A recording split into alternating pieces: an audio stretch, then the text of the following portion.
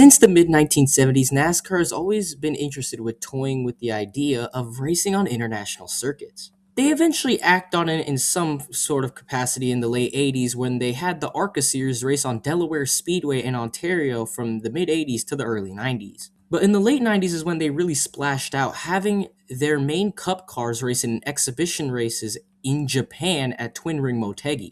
However, the races in Japan only lasted 3 years, and they still had yet to find a points race for the top NASCAR divisions on international circuits. NASCAR did eventually end up doing this on two particular venues, however. NASCAR would end up creating its own Mexican Series division in 2004, and the following year had the top minor league roster in the NASCAR Busch Series have a official points paying race in Mexico City. That race, however, only lasted 4 years from 2005 to 2008, and outside of a one-off return in 2025, it has been pretty dormant to NASCAR racing, with the exception of the Mexico Series. However, the second venue saw way more success and way more memorable moments when NASCAR arrived to it. This was in the country of Canada, right above the United States. NASCAR first enacted in 2007 their own NASCAR Canadian Series. What is now the NASCAR Canada Series had its first season, in 2007. Similar to the Mexico Series, however, NASCAR would have the same thing happen just like they did in Mexico. They would have their Busch Series roster have a official points paying race in Canada at the Circuit Gilles Villeneuve, where the Formula One has their Canadian Grand Prix basically every year. And although they didn't always race at the same track, NASCAR remained in Canada for well over a decade and provided us some amazing memorable moments compared to the races in Mexico. And that's what we're going to look at today. We are going to look at the chaos that was NASCAR's top racing in Canada. After the Canada Series had their race in Montreal, Circuit Gilles Villeneuve held host to the first ever Busch Series race. The 2007 Napa Auto Parts 200 was going to be the first ever race in Montreal, and it was going to be cool because it was going to be the first time in NASCAR history that one racing series was racing in two separate countries. Because remember, they had the Mexico race not too far back, and now they're racing in Montreal. The road course ringers such as Scott Pruitt, Boris Said, Patrick Carpentier, and Ron Fellows dominated the early portions of the race, as you'd think they should. But rookie Marcus Ambrose from Australia ended up charging toward the second half of the race, and it looked like it was going to be an easy win for him as he started pulling away by multiple seconds in the final laps.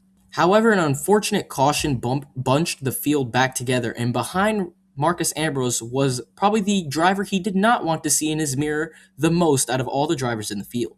Robbie Gordon had two Cup Series wins at road courses, and his last Busch Series win came at Richmond in 2004. But you guys probably don't know him for that. He is probably the driver that you do not want to get pissed off in the garage at all.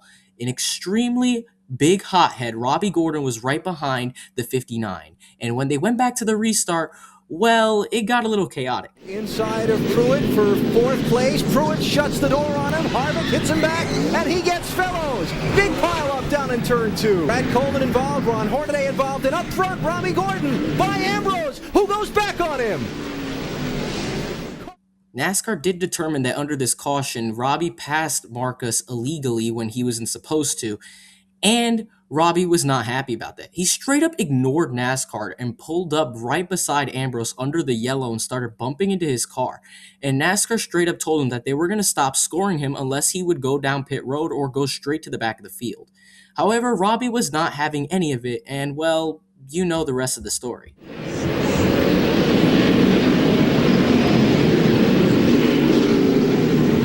There it is. Couldn't see that coming, could you?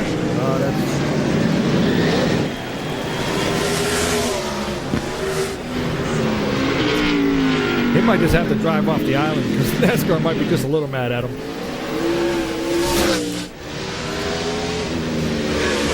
All right, so the lead is changing hands here now. Kevin Harvick has just gone out in front. A confusing...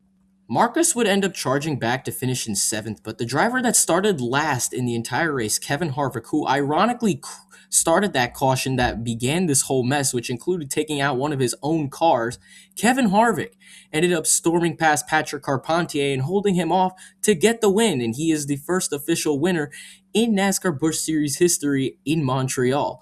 Robbie Gordon, however, didn't even have any of this. And he stayed out to even steal Harvick's burnout with him. Like, that's just wrong, man. How do you steal a burnout? Robbie to this day still says that he thinks he won this race and he does not care what NASCAR says. I don't know what you guys think. It's your call. Who cares? Kevin Harvick is the first official winner in Montreal, and nobody expected a series regular, a NASCAR regular, to win this race because of how well the road course aces were doing the entire day. But Kevin Harvick won the first ever Busch Series race in Montreal, and wow, was it controversial. The 2008 edition of the race was the first ever NASCAR race in the top 3 series to have full-on windshield wipers and its own rain tires. Goodyear provided rain tires for the race and these really crappy windshield wipers that really didn't do anything. But in the beginning of the race, it was looking like just a small sprinkle. Marcus Ambrose eventually took the lead and really wanted to have some vindication after what happened the previous year and ended up dominating the race. But eventually, during the rain, Ambrose actually slid out from the lead into the grass, and when the pit cycle began, he unfortunately was caught for a speeding penalty and had to pit again under green. Ron Fellows would take the lead and would have as high as nearly a 50-second lead as the rain continued to get worse. Drivers could not see anything as the race went on, and it was so foggy and the cars really could not do anything. They were driving so slow and off pace. Ambrose unfortunately was able to get up to third place, but unfortunately because of that black flag, he was so far behind Fellows, and as soon as he finished serving the penalty, another caution would come out, and the race was eventually red flagged due to heavy rain, and the race was never resumed. After the 48 laps, Ron Fellows was declared the winner for his 4th career Nationwide Series victory, while Marcos Ambrose was unfortunately given heartbreak for the 2nd straight year. Unlike the previous year, Ron Fellows, a Canadian driver, actually won the Canadian race. Patrick Carpentier was a French Canadian, but he unfortunately finished 2nd the previous year. So Canadians were happy to see their fellow countrymen win the race. Fellows was emotional about this win because his childhood dream was to win at this track as a racer because he saw his own hero, the late Gilles Villeneuve, race there. What a race this was. A soggy, rainy race. No one could drive, no one could see. And the main thing memorable from this race is that Carl Edwards tried to clean his windshield with that special mop. The 2009 edition of the race would also be a rainy one, but not as ridiculous as the previous years. Marcus Ambrose was now driving full-time in the Cup Series and was driving in the 47 part-time for the same team as he had done the last 2 years, and again dominated at Montreal, leading a grand total of 60 of the 75 laps and completely dominated the event. No one had anything for him, but again, as crazy as this race is, everyone kept spinning around, everyone kept wrecking, and on the late caution because of Stephen Wallace and Brad Coleman getting wrecked around the hairpin, it put Montreal into a green-white checker once again. But on the restart, Carl Edwards ended up making it look like it was 2007 all over again. Ranger, right behind him, Carl. pinches Carl off Carl. Carl then gets into him, and Kyle's going to spin around. 3 other cars spin around. 4 cars. This looks like 2007. All these guys are still trying to race. Carl was able to somehow keep 2nd place after that, and the 2007 Busch Series champion would make an insane charge in the final 2 laps to catch Marcus Ambrose, closing in every single corner, every single straightaway. Carl made an attempt to close in on that 47, and as they came to the final straightaway on the final lap, he was right on the bumper of Marcus, and as they came into the final corners, well, as they say, the rest is history. Marcus taking the defensive line down the middle, saying, if you're going to go, you're going to tell me where you're going first. Here he comes into 13. Well, Carl Edwards is doing everything he can right here. And Marcus! Big time curve. Here comes It's going to cost him. No! Can you believe this? Carl Edwards gets around him. Marcus makes one mistake all day, and it's going to cost him the win. The last lap hits the ripple strips, goes airborne. I guarantee you that this is the race that haunts Marcus Ambrose the most. He ran perfect the entire race, and that one mistake cost him the win. But credit to Carl Edwards keeping up with him.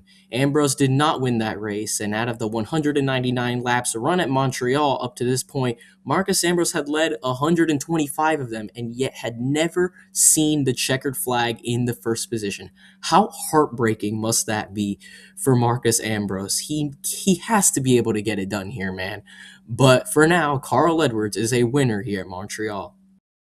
For the 2010 running here at Montreal, guess who dominated the race? If you guessed Marcus Ambrose, you were correct.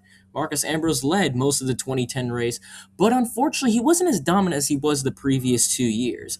Unfortunately for him, he was battling Jacques Villeneuve for the lead for most of the early portion of the race, but eventually fell back during some strategy on pit cycles. Where this brings us to an introduction of a former character. Robbie Gordon was back for the first time since 2007 here at Montreal. Because of his reputation from that race 3 years before, he wasn't allowed to race here because no one really wanted to work with him. But he was able to make amends and form his own car to field it in this race. He would take the lead and would start leading the race. But unfortunately for Marcus Ambrose, he would have a battery issue and would suffer heartbreak. And that opened up the floodgates for all the drivers around him to realize that this is their shot, because if Marcos wasn't going to win this race, anyone could win this race. And as they came into a green-white checker, a caution would come out while Robbie Gordon would be in the lead, and the fuel situation was gutsy. Gordon stayed out, but when they came back to the green flag, Robbie would unfortunately run out of gas after the first few corners, allowing Boris Said to have the lead. Max Papis was behind him, and Jacques Villeneuve, the 1997 Formula One world champion, sitting in third. And as they came to the final lap, well, I'll just let this lap speak for itself. Oh, box the wheels Bobble bounce in. No, it's close. Oh, man, look at Villeneuve pushing hard.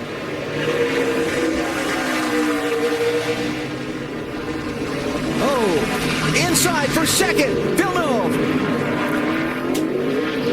Can he stay there? No, Pappas gets back by. Now Pappas has to try and chase Boris Said back down. Here, I believe he can hold him off through these next two corners. Remember, it was the last corner of the last lap last year. One little mistake that cost Marcus Ambrose the win and allowed Carl Edwards to go by. Here's Pappas inside of Boris. He got him. Boris going to try the crossover. Clear. Pappas over the curves. Here comes Boris Said. Drag racing to the finish line, side by side. Who's going to get here first? It is, I think, Boris Said. I think he got him by a bumper. Wow, 4 for 4 here at Montreal at insanity and insane finishes. Boris Said getting his one and only nationwide series win in a photo finish over Max Papis at Montreal. In 2011, we had another entertaining race for everyone but the leader. Marcus Ambrose finally was able to dodge all the chaos, even though it wasn't as chaotic as it had been the last 4 years, and he was able to finally win at Montreal after all the heartbreaks that happened to him in the last 4 years. So it looks like Marcus Ambrose just needed chaos to win in Montreal, I guess. In the early stages of the 2012 edition of the race at Montreal, Danica Patrick had just gone around Sam Hornish Jr. to take the lead, and the fans were on their feet. This was Danica's best race in a stock car in her entire career up to this point, and she was holding the lead over Jacques Villeneuve, Billy Johnson, Alex Tagliani, and Sam Hornish Jr., who I just mentioned before. But eventually toward the mid-portion of the race while Danica was leading, while she was racing, the cameras didn't even catch us, but they eventually caught this later. A fan in the middle of the track threw a shoe onto the racing surface just as Danica was going to pass, and the 7 would actually run over the shoe. Danica would eventually complain that her steering was all messed up after hitting the shoe, and she would actually be robbed of even scoring a top 20 finish. With Danica out of the running, Jacques Villeneuve took full advantage and ended up taking the lead, and was battling with Alex Tagliani extremely fiercely with Billy Johnson right behind them. Eventually, it would come to a head late in the race, where Villeneuve would end up spinning Alex Tagliani out of retaliation out of the contact that the two had made previously. And with that, the race would eventually go to a green-white checker, where Tagliani would cause another gigantic wreck, looking like a familiar sight at Montreal in the first few corners of the road course. But Villeneuve was running out of gas, and he was reportedly 2/10 shy of making it. However, right behind him was a driver that had been helping Villeneuve all day. Justin Allgaier, who was hit with a pit road speeding on exit penalty, had found his way back inside the top 5, and on the green-white checker, he made his move to try to get to the front, getting around Elliott Sadler right after the restart began, and then the 22 began to wobble. Villeneuve ran out of gas, and Allgaier moved him out of the way to take the lead on the last lap. Villeneuve would eventually get the car back running again for the rest of the lap, but he would fall all the way back to third, while Justin Allgaier was an extremely big underdog for this event, as he had not gotten a single road course win in his entire career up to this point, only had a grand total of 2 Busch or then Nationwide Series wins up to that point. But he was able to make the fuel last and stretch it and come off the end of the corner to take the win for his first of the 2012 season and what would become to be his final win in the series, not driving in the Junior Motorsports number 7. When NASCAR came to Montreal to host its race in the Busch Series or in the then Nationwide Series when they renamed it in 2008, there was a lot of hype for this race. There were always lots of road course ringers in this race, from 10 to 15 on average in this race. Lots of regulars would sometimes come in, but majority of the time would miss the field. The main guys like Kyle Busch and Carl Edwards would usually be the only ones racing, and Edwards even scoring a win in the facility as a matter of fact. But despite all that hype and how much success the racing here at Montreal had, unfortunately after 2012, the track promoter and NASCAR could not come to an agreement for the 2013 season because NASCAR wanted to host a Cup Series event at the track, but the track promoter and NASCAR could not come to an agreement, and eventually the entire deal to run at Montreal was scrapped after the 2012 season, despite how basically every single race I just told you had basically some sort of memorable moment. There were rumors by NASCAR that they would come back to Montreal for the 2024 season as the replacement for Auto Club when it was getting demolished, but the plans fell through and the date was given to Iowa. But that isn't the end of NASCAR racing in Canada, because even though they weren't able to get Montreal for the 2013 season, they were able to still race there the following in that year because they were able to find a replacement track in the very same country that basically is now making it a two-parter in this video. Replacing the Circuit Gilles Villeneuve would be the Canadian Tire Motorsports Park, known better well as Mosport. The NASCAR Canada Series had been running there basically since the 60s, when it was NASCAR before and was owned by a different sanctioning body. They decided to go to that track. The NASCAR Canada Series races there twice a year, and they decided that they were going to have the NASCAR Truck Series race there. It was going to be the first ever race held on a road course in the Truck Series in 13 years, and it was going to be held on Labor Day weekend, literally replacing the Napa Auto Parts 200 that they used to race in Montreal. So let's see what was going to happen entering 2013. Now I'm going to put this right here. Most of the races here at Mosport were generally not as good as Montreal in the Circuit Gilles Villeneuve, but this race was amazing. When if you liked one lap racing, this was a really good track to go for. Ty Dillon had been the dominant truck on the day in the 2013 Chevrolet Silverado 250, but he had a young stud rookie, Chase Elliott, behind him. Chase Elliott was driving part-time for Hendrick Motorsports in their 94 truck, and Hendrick generally avoided the Truck Series after Ricky Hendrick passed away in 2004, and the Truck Series never really saw Hendrick Motorsports entries despite Jack Sprague winning 3 championships for the team. But that year, they decided to come back for the first time in multiple years, and Chase Elliott was already showing flashes of greatness in ARCA and Hendrick equipment, and in his select truck starts he was running great as well. But in the late stages of the race, he closed in on Ty Dillon, and as they came into the final corners on the final lap, we all know what happened. Chase Elliott straight up dumped Ty Dillon into the tire barriers, and Chase Elliott went on to get his first NASCAR win at Mosport. What we would come to know is that racing at Mosport usually, well, I wouldn't say coronated, but it basically did kind of coronate drivers that were destined to have at least some level of success in the higher levels of NASCAR, because Chase Elliott would go on to win the 2020 Cup Series championship, and at the time of this upload has 23 wins in NASCAR's highest level. In 2014, Herman Quiroga, a 3-time NASCAR Mexico Series champion, was battling for the lead hard with Ryan Blaney, who was driving in for Brad Keselowski's team full-time in the Truck Series. Kuroga had the dominant truck on the day, but Blaney was keeping up with him. And in the final corners of the final lap of the 2014 running here at Mosport, they had a side-by-side battle for the finish, unlike the previous year. And in the battle for the photo finish, Ryan Blaney was able to edge out Herman Kuroga, and Kuroga was never that close to winning a Truck Series race or a NASCAR event that wasn't in the Mexico Series ever again. Ryan Blaney would go on to win the 2023 Cup Series championship. 2015 would be the first dull running of the race here at Mosport, but it still wasn't showing that it was going to be some rando winning. Eric Jones would go on to win the 2015 running at Mosport and would go on to win the Truck Series championship that year, and has been in the Cup Series full time since 2017 with a handful of wins to his credit. In 2016, we would see another barn burner of a finish. John Hunter Nemechek was bursting onto the scene at this time with barely any sponsors, driving for his father's team, while Cole Custer, a then young rookie, driving full-time for Junior Motorsports in the Truck Series. That's kind of weird. They were battling fiercely, and Custer and Nemechek knew they had to win if they wanted to make the playoffs, and battling in the final corners, well, they decided to race as if they were racing in the Baja 1000 for the final straightaway, and John Hunter Nemechek squeaked Cole Custer out for the victory, and the two would eventually fight once they got out of the truck. 2017 at Mosport was extremely dull, similar to like 2015, but on the final lap, Kaz Grala found himself leading. Kaz Grala won at Daytona in the early part of the season to become the youngest winner in the track's history, but Austin Cindric was sitting right behind him. Cindric had been getting mogged by his teammate Chase Briscoe, driving for Brad Keselowski, and Cindric really wanted to get a win. Unfortunately, he was able to get this win on one of the most disrespectful passes for the wins I've ever seen by completely sending it on Kaz Grala on the uphill section of the track and dumping him. And Cindric went home to the win uncontested. Cindric would go on to win the Daytona 500 in the Cup Series in 2022 and would become the 2020 NASCAR Xfinity Series champion.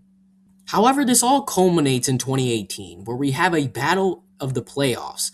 Noah Gragson and Todd Gilliland are leading the race, two teammates battling for the win in the final laps. The two had been swapping the last few circuits on the track, and Gragson really wanted to win so he could guarantee himself into the next round because Mosport was the season opener for the playoffs.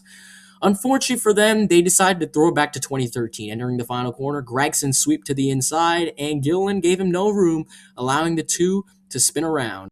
In turn, Justin Haley found himself at the perfect place at the perfect time to sweep through the carnage to win the playoff opener for his second win of the season. He would go on to win the 2019 Summer Daytona race, although in extremely funky fashion. However, Mosport's amazing finishes in basically every running of the track's history wasn't enough to save it from unfortunate boredom and eventually being taken off the NASCAR schedule. As after Brett Moffitt won another snoozer of the race in 2019, the race would actually be canceled in 2020 because of the COVID pandemic and the extremely high restrictions in Canada, which was definitely way more restricted compared to the United States. And it would continue that way in 2021, and the races were moved to Darlington because of the pandemic. So Darlington had multiple races in the Truck Series for those 2 years.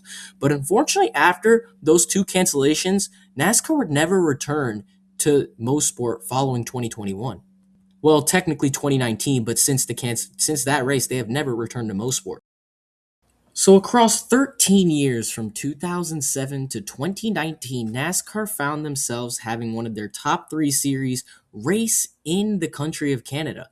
For the first 6 years, they were racing in Montreal in the Busch/Nationwide Series, and the final few years from 2013 to 2019, they had the Truck Series race at Canadian Tire Motorsports Park, better known as Mosport. The races at Montreal were fantastic, with the exception of maybe 2011. Every single one of the races at Montreal, every single running of the Napa Auto Parts 200 was amazing. There was competition everywhere. The road course ringers, this was the race where they really had their shot to flex their prowess, especially with the super high bushwhacking rate at the time. This was their best chance to show what was up. Ron Fellows getting a win, Boris Said getting a win, even underdog Justin Allgaier, who had yet to really prove himself as a top threat in the Nationwide Series, was able to get his third career win there. The high levels of anticipation, the drama, and the controversy was what made racing at Montreal so intriguing to all these road course ringers and to the average NASCAR fan that really wasn't stoked to see NASCAR racing in another country. Unfortunately, the racing did not translate to the exact same at Mosport. While almost every single race had an extremely memorable ending to it, whether it was drivers just wrecking, well, basically that was all the finishes, was driver in second or the driver in first wrecking and the other driver winning the race, or a really close finish. Even though it had a lot of moments for the highlight reel, it wasn't able to save it from the COVID pandemic. And then even after the pandemic was over, unfortunately, they just never were able to come back to Mosport. And since then, have NASCAR's never returned to Canada for its top three series to race. The NASCAR Canada Series continues to thrive on its own, however, and I definitely encourage you to check out some race highlights of those because their cars are actually extremely different compared to how NASCAR's top three series cars are, and the racing is extremely competitive. In fact, lots of regulars from the Canada Series usually used to run in the races in Canada in the Truck Series or in the Busch/Nationwide Series. However, with the unfortunate runnings of the races in Mexico and Canada eventually becoming a failure in the long-term sense, NASCAR has yet to see a strong international foundation for its top three series because outside of that one-off return to Mexico City in 2025, NASCAR has not run in a country other than America since 2019 when Brett Moffitt won at Canada. I hope you guys like this video. Make sure you're not one of those percentages of people that aren't subscribed to the channel, by the way, because I want 100% of all the views to be subscribed. Make sure you smash that like button, smash that subscribe button, and share this video, hype the video, press the bell button because I want you guys to all have notifications and to know when another video by Epic is coming out. I hope you guys like that video. Again, please like, please subscribe, and I'll see you in the next one.